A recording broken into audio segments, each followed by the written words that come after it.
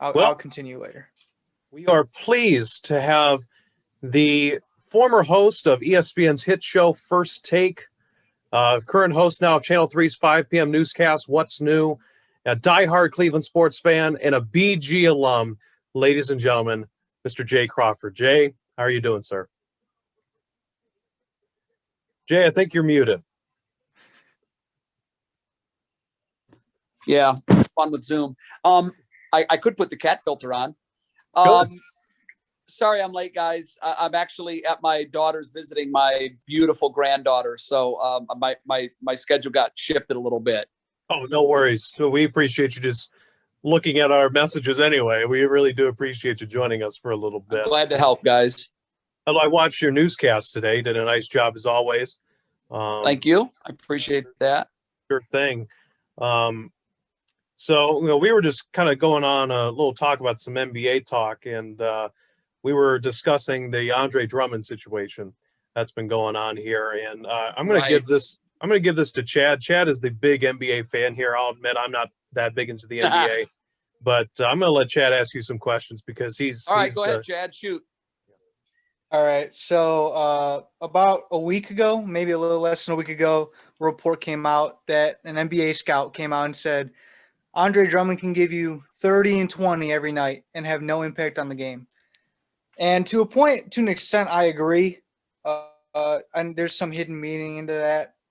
People that look into it can say it doesn't really make sense. But I want to get your thoughts overall just on Drummond's play, and definitely a regression from the beginning of the year, given the fact he was playing at an all-star caliber level, and now he's to a point where, he's in every team's trade talks. So I just wanted to first just get your thoughts on him. First of all, that statement is oxymoronic. There's no way that one single player can rack up 30 and 20 and not have an impact on a game. So I would vehemently disagree with that. However, if you're looking for some truth in that statement, I would say it's possible for a player to collect numbers and not make his team markedly better. Whether or not Drummond fits into the latter category or the former is up for debate. As for his trade value, I only believe that there's a handful of teams that would even be interested in making a deal for him, simply because if he's the guy that you believe is the missing component to you winning a championship, and there are teams that probably find themselves in that situation, then it makes sense for a team to give up commodities to get that piece. For Cleveland to hold on to him obviously makes no sense. We're not going to win a championship without Andre Drummond. We're not going to compete for a championship with Andre Drummond. So he's not a difference maker for this club, but he can be a guy that with the right team can be the missing piece that can put them over the top. Yeah, I completely agree. And it was back to the point we were talking about before you got on here. Given the fact that Andre Drummond is that one kind of center that is stuck in old times. Given the fact that I mentioned Brook Lopez as an example. About 2 years ago, Brook Lopez was that one guy that's like a back to the basket type of player. And then he finally evolved his game into, his nickname was Splash Mountain last year. Shot around 40% from three as a 7-foot center. Andre Drummond is that one kind of player that, teams would value him very heavily 20 years ago. Yeah, exactly. A guy that you can get into the post and he would punch you inside. But looking at it now, the game's evolved and, he's stuck. But what's the team that you think? I know there's a lot of teams out there that look good, but what's the team that you think would fit best for him? Well, first of all, I love your point. I think Andre Drummond was born 20 years too late. We don't play the game that way anymore. We don't play the post-up big man in the middle that can defend the paint, block shots, grab rebounds, and make it difficult for guys to penetrate in his area. It's just that's not the game that the NBA is now. The NBA now is played on the perimeter. And it almost leaves a guy like Andre Drummond, I don't want to say he's useless, but his value has gone down dramatically. which team could most benefit from him? That's a tough one because honestly, you have to force the opponent into the game that plays to Drummond's strengths. And he's probably not going to be a guy that's going to give you 45 minutes a night. He's definitely not 45 quality minutes a night. So it leaves you kind of hamstrung between playing two different systems. One system in which you want to force players to go inside. You want to defend the perimeter and make guys want to come in the paint and try to penetrate on you. But you can only do that when Drummond's on the floor. So it's kind of like the defense in the NFL that is built to be a pressure applying defense on quarterbacks. But when you're playing a team that's a run team, you're out of your league now. You know, you've got guys that put their hand in the dirt and get after quarterbacks. But if the quarterback isn't dropping back in the pocket, that defense is almost obsolete in that particular situation. So Drummond's a tough. His skill set is only going to benefit a handful of teams, and I don't think he can be the kind of guy that defines how a team plays defensively. I don't, because the game is played differently today. I don't think that's a knock on Drummond. I just think it has more to do with the kind of game that we're seeing today in the NBA. Yeah, for sure. I mean, I'm looking at, there was a report came out about Toronto, and I'm thinking about Toronto, thinking their style of play is a small ball type of play, given the fact Siakam's their 4 and Aaron Baines is their 5. Yeah. Baines is undersized. I would think a better fit for Toronto if they want to upgrade that center position would be a guy like Jonas Valanciunas, who's more efficient from the field. Without question. More efficient absolutely, without question. Yeah, more efficient from the field and has that mid-range and outside range shot. Another team Drummond's not going to help you much there. Yeah, another team that is coming up heavily and actually came up in the offseason was Boston. Boston was looking at, going after Miles Turner, who's had an incredible year. I mean, he's one of my early picks for Defensive Player of the Year. A guy that can protect the rim, can stretch the floor and shoot, and has an offensive game inside. They didn't pull the trigger on Miles Turner, but I mean, Andre Drummond as a rim protector would fit, but like you said, I mean, his capabilities are limited on offense, given the fact that. And to your point, Boston and Drummond might be a fit because he's an alternative to what Turner would bring to them. And look, if you're Boston and you think that you're the team that's one piece away, and it means giving up a future draft pick and some other commodities, then maybe you go ahead and make that deal. I'm not convinced that the Nets are going to rubber stamp their way to the finals. I know when you look at that roster, they certainly have the talent there to do it. But, if I'm Boston, I'm going to make a run at this thing because you can't win it if you don't give yourself a chance to advance into that at least conference semifinal realm. And, look, when you get there, if you can figure, and Stevens is the kind of coach that can do this, if you can figure out how to attack the other team's weaknesses, a coach can make a huge difference in the NBA. We haven't seen it in a long time, but that doesn't mean it can't be done today. I think Pat Riley used to be the guy that could do that. Phil Jackson could do it. He always had the talent. But when I look at Brad Stevens, I see one of the best coaching minds in the NBA. And he absolutely can take a team that might have conference semifinal talent and get them completely over the hump, completely based on how he devises a game plan to attack the other team's weaknesses. Right. Just two quick things to your point real quick, and then I'll let the other guys get some time. I believe that, Danny Ainge should definitely be on the phone trying to work out whatever, given the fact that the duo of Brown and Tatum will be together in the league for a long time. And you would think. Hopefully at least. I mean, those two guys are generational type talents.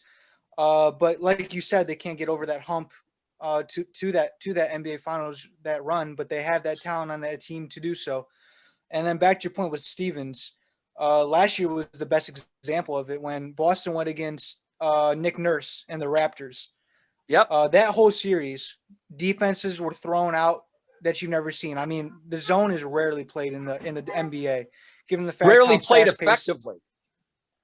Correct. Given how fast the game is and how many fast breaks there are. But man, that was a coaching battle, one of the best I've ever seen. I mean, I'm only 18 years alive watching NBA, but probably one of the best coaching matchups I've seen, given the fact the amount of zones and different defensive punches that they threw against each other. Yeah, it was like watching heavyweight coaches go toe to toe, blow for blow, because also when you have one NBA coach that's making in-game adjustments, what I love about that is it forces the other coach to do the same thing.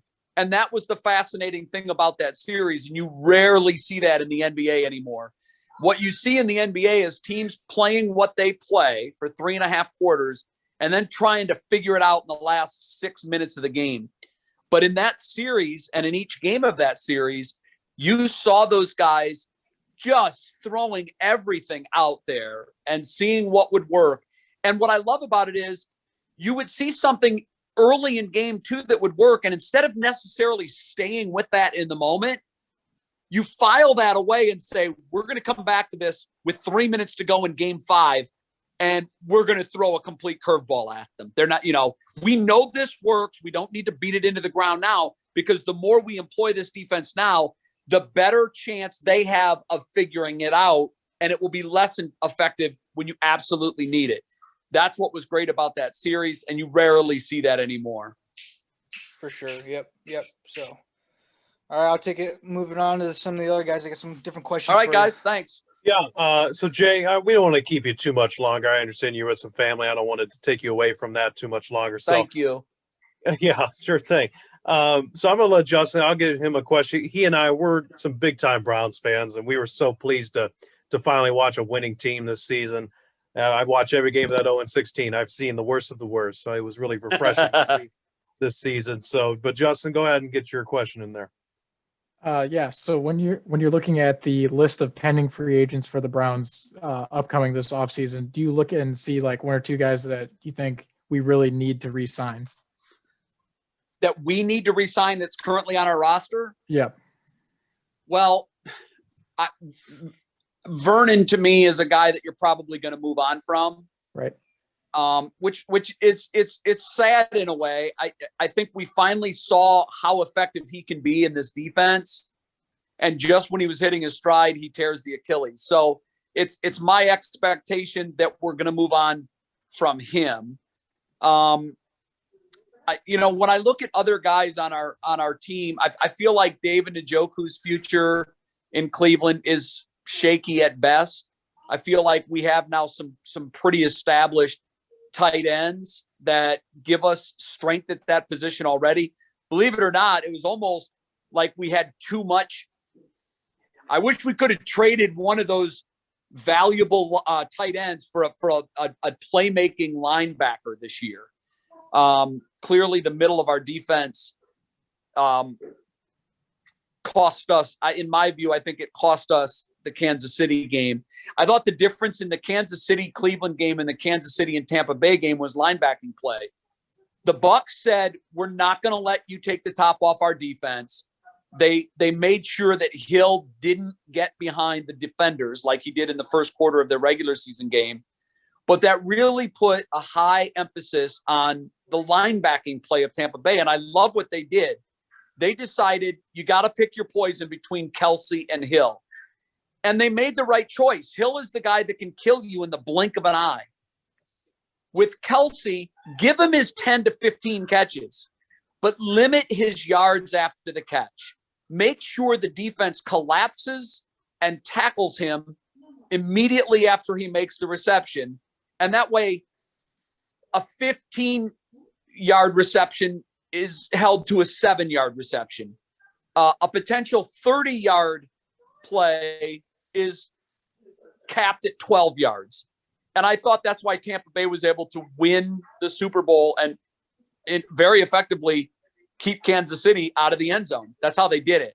They let Kelsey catch the ball between the 20s and the Browns have to, other than that, I thought the Browns played a brilliant defensive game against the Chiefs, but we don't have the personnel that can hold them out of the end zone like Tampa Bay. And I think we got to focus on linebacking play. Obviously, I would love to bring J.J. Watt into the fold. I think if you can bookend J.J. Watt on one side and Myles Garrett on the other, you have not just the most potent pass rush in the NFL, but you have the potential to have one of the most potent pass rushes we've ever seen in the NFL. And I know that Watt's at the tail end of his career, or at least the better part of his career is behind him. Maybe you use him only in passing down situations to stretch his maybe 2 years that he has left into 4. I don't know. But I guarantee you that combination of Watt and Garrett will keep every offensive coordinator up at night trying to figure out how you keep one of those guys from getting home in passing situations. So I love what the Browns have done. I believe the cornerstones for success in the NFL: ownership, general manager, head coach, quarterback. Those are your 4 pillars. Ownership, for no other reason than they got some things right with the general manager and the head coaching position. Now all they got to do is just write checks and stay out of the way. That's what good owners do once they find the right people. And I firmly believe they have the right staff now internally. So now you can start building the pieces that go around those cornerstones.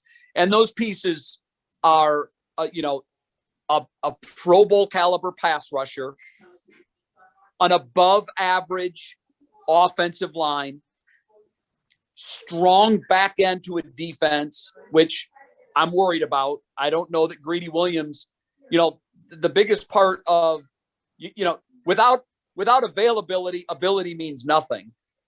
He's missed probably more than half of his games that he could have played in. I'm a little worried that Denzel Ward is in the same boat. Obviously, Delpit with the torn Achilles was unavailable all year. So, the last 3 defensive backs that we've drafted, although all of them seem to have talent, and I think in Denzel Ward's case, he has an abundance of talent. If you can't make it on the field, it doesn't matter how good you are. You've got to be healthy and available. And right now that's become an issue for the back end of our defense. So I think that those are the areas that we need to improve in. And I have full faith that the Browns are going to spend that cap money wisely. They're going to bring in a quality linebacker either through the draft or through free agency. If they get Watt, wow, that becomes automatically the splash move of the offseason. Get Greedy and get Delpit healthy. If you get Delpit healthy, hell, it's like a second round draft pick, an extra second round draft pick this year. So look, I believe that the Browns will be in the top 3 favorites to win the AFC. And considering where we were 3 short years ago, that's nothing short of amazing. Hit the nail right on the head. So Jay, one last question for you. Sure. I think kind of flying under the radar team right now, at least in Ohio, is Ohio State men's basketball. They are playing incredibly well. They're on tomorrow night. They're at Penn State, tricky game. But how confident are you that this team right now could win the national championship? I think for the first time in a while, they're legitimately in that conversation. I really do. My fear is, it seems like a few times in the past 7 or 8 years, I thought we've peaked too early, which is always a concern. You don't want to peak in January or February. It's all about March. And I think this team has the components to do that. It seems like they haven't hit that lull that we've hit in past seasons. We've hit a couple speed bumps, but nothing that I would put down as a prolonged lull. And for the first time in a long time, I'm super excited about the tournament season because obviously in Ohio, there are always a couple of teams that are fun to watch. But for me, if the Buckeyes aren't among them, it's the tournament season is kind of a waste. But I really like Ohio State's chances. I love what they're doing. And I think they're going to be one of a handful of teams that you're going to have to put in that conversation as teams that you absolutely need to watch in late March and early April. Yeah. And you think about, we could potentially see a Final Four matchup, Ohio State, Michigan, because Michigan themselves got a great team. How much I better would love that. How much better could it get in Final Four, the greatest rivalry in college? So here's how much better it could get if they meet for the championship game. Oh man. Take that, ACC. SEC, all of them. Yeah. So, all right. Well, Jay, I understand you're with some family. I don't want to keep you long. So we really do appreciate you joining us. And we love that you're back home in Cleveland. And we thank you so much. Well, I love being back home. It was a pleasure and an honor. You guys keep doing what you're doing, and have a good night. You too. Take care.